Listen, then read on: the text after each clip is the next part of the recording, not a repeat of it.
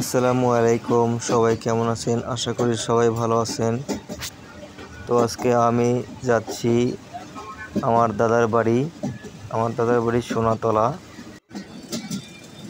কাহালু থেকে সোনাতলা 5টি স্টেশন অতিবাহিত করে যেতে হয়। তো আমি কাহালু থেকে উঠে সোনাতলার দিকে রওনা হলাম। তো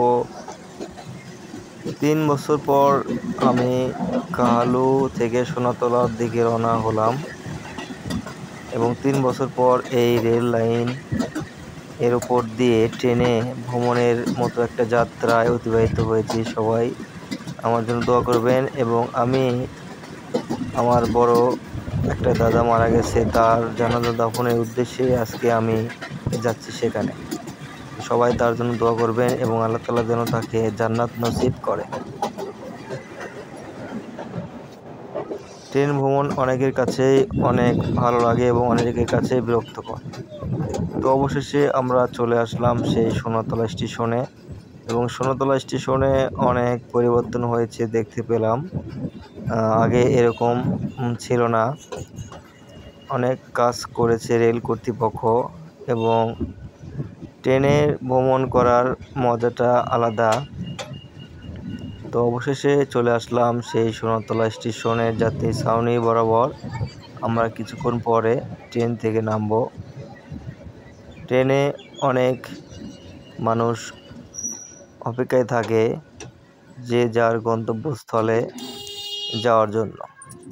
তো আমার দাদার বাড়ি যেতে যে একটা বড় ব্রিজ পড়ে, সেটা হলো আড়িয়ার ঘাট নামে পরিচিত।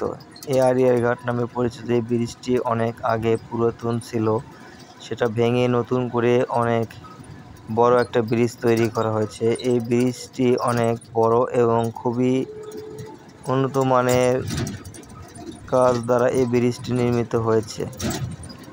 এটা আমি দেখে গেছিলাম 3 বছর আগের পূর্বে, যখন এই কাজটি শুরু হয়। তো এখন সেটা সম্পূর্ণ হয়েছে। তো সেই ব্রিজের উপর দিয়ে অতিবাহিত হচ্ছে এবং দুই পাশে দেখতে পাচ্ছেন নদী, সেটা শুকিয়ে গেছে এবং পানি অনেক কমে গেছে। তো প্রায় কথায় বলতে গেলে যে নদীতে পানি নেই। তো আমরা সেই ব্রিজের উপরে আছি এবং অনেকক্ষণ সময় লাগে ব্রিজটি অতিবাহিত হতে। এটা সোনাতলা আড়িয়ার ঘাট ব্রিজ নামে পরিচিত এবং আড়িয়ার ঘাট স্ট্যান্ডে আমরা অবশেষে চলে আসলাম।